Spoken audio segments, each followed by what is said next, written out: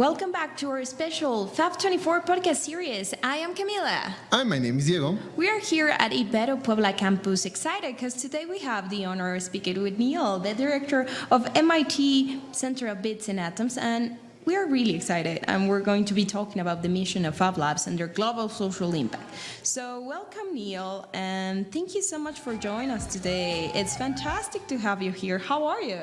Happy to be here, happy to see what you're doing, and exhausted from an intense week. Yeah, definitely. It's been an amazing week full of different things, but Neil, could you start telling us about your work at MIT Center of Bits and Atoms and how the idea of the creation of Fab Labs come from? Oh, that's a lot in one question. So Center for Bits and Atoms was created to study how digital and physical relate, and across length scales and disciplines. And so over the years, we've done things like create the first faster than classical quantum computers and help start the Internet of Things. And one of my students built Facebook's computers and one built Twitter's computers. Things like that, technology and impact. And then Fab Labs began as an outreach project. The research is leading up to how you make the Star Trek replicator. And for outreach, we set up little community labs along the way to that. And then those went viral, and there's now thousands around the world in about 150 countries. That's amazing. Actually, I think as part of one of your books, because you're a writer, like from personal computers to personal fabrication and how it played a significant role making the Fab Labs advance, and how you say it, there's like a lot right now in the world, right? So that's something that make me really feel excited about it.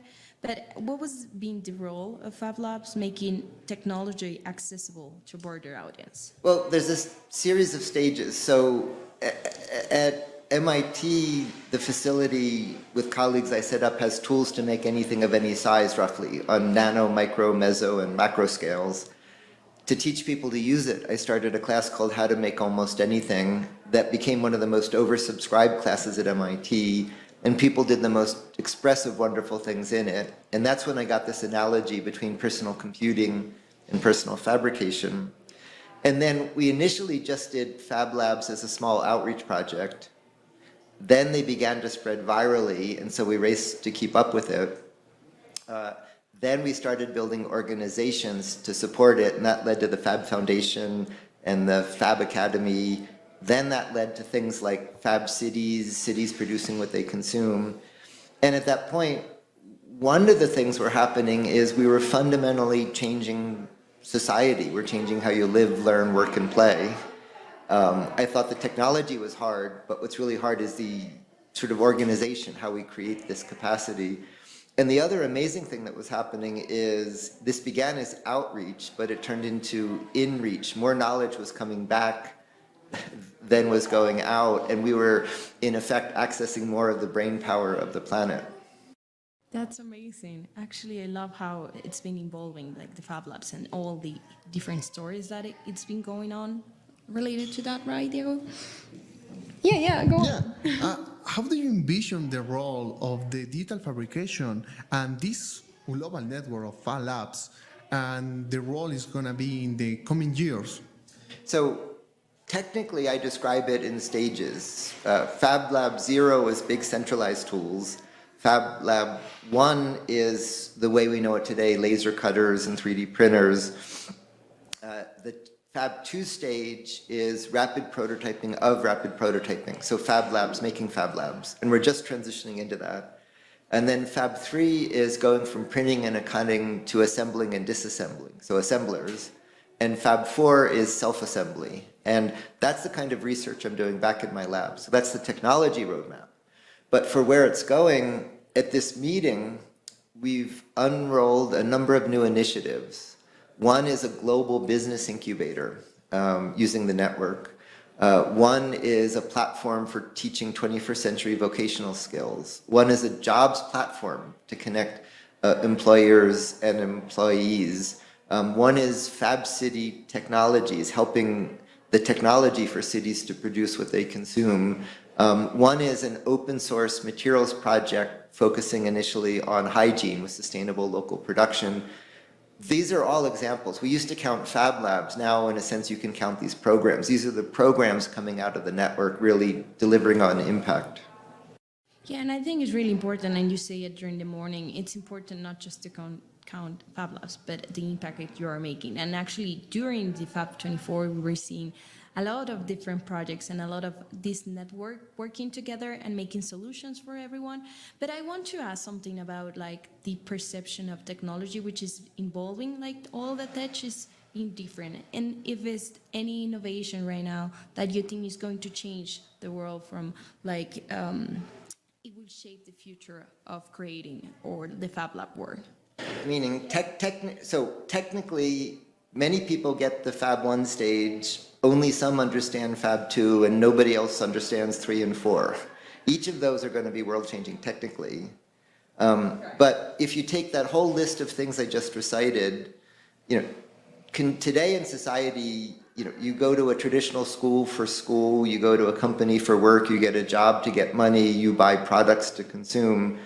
We're turning all of that on the side. If you have access, it's not utopia, it's not free, but if we democratize the means of production and we merge that with communication and computation, so think globally but fabricate locally, the impact is much bigger than just a 3D printer in a library. It's really changing how society functions. And again, for me, the biggest driver of all is, I deal with bright, unusual, inventive people at MIT, and we find them everywhere in the world. Everywhere we open a Fab Lab, there's that same profile of bright, inventive people. And in most places in the world, they don't have a place to go where they fit. And so, what this implies for the change in how society functions is much bigger than I think many people appreciate. And the consequences of using more of the brain power of the planet is something, ultimately, is what I'm most excited about.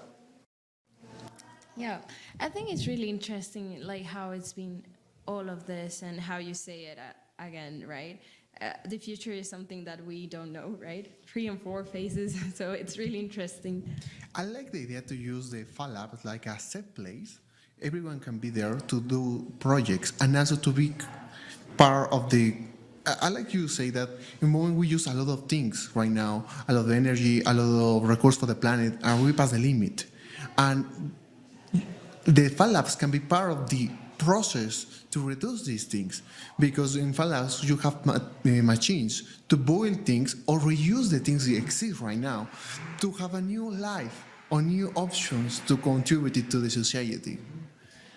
That's absolutely true. But one of the changes happening in the Fab Lab network is, up until now, they were defined by the machines. So you would go there for a laser cutter or a milling machine. Then around that, we build the classes. And the classes have a very particular way to learn, which is sort of just-in-time, peer-to-peer, project-based learning. Around that, the labs built a culture and a community where bright, inventive people who often are frustrated in schools and businesses fit. And many of the new initiatives I described have nothing to do with a laser cutter or a 3D printer, but they have everything to do with the community and culture that's grown up around the Fab Labs. And that's one of the most interesting and surprising changes. Many of the new classes we're teaching in the Fab Futures program on 21st century vocational skills are going to be things like cybersecurity or data science that have nothing to do with making things, but everything to do with the culture and community. And talking about community and being at Fab24, do you ever imagine it could become such a global network and of this community of creators and thinkers? Oh, well, again, look at historical scaling. That the internet, so to count it, there's one Earth, 1,000 cities, 1 million towns, 1 billion people, 1 trillion things. The internet, there was a few mainframes in the early days. There were thousands of mini computers, millions of hobbyist computers, billions of personal computers, now trillions of Internet of Things. The smart thermostat has the power of the early mini computer, literally, precisely, but now there's trillions of these instead of 1,000. So in the same way, the Fab Lab network is scaling that same way. It's going to go from 1 to 1,000 to 1,000,000 to 1,000,000,000 to 1,000,000,000,000 Fab Labs. That doesn't mean 1,000,000,000,000 rooms with laser cutters, but it means 1,000,000,000,000 things that can do what a Fab Lab can do today. And so if you think about how the internet spread, at one point, just that it existed and you met because the internet was interesting. Now it's everywhere, and what matters is what you do with the internet. And so in the same sense, we're going to stop counting Fab Labs as they spread exponentially. What matters then is these programs on the network. Yeah, and definitely talking about impact and how do as humans use it, and I think we see it during Tech too, right? And what my question is, what advice could you do to someone who is listening about wanting to make impact but are not sure what to do? Yeah, it would be create your own reality in a way that you're doing with things like what you're doing here. This is my favorite annual gathering because it's very diverse in all the normal ways you measure, but it's also sort of the same person. It's sort of change agents.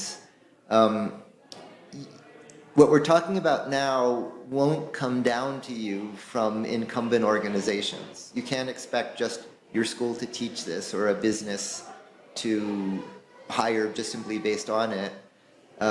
This event is full of people creating a new reality, creating new businesses, new jobs, new projects, new machines.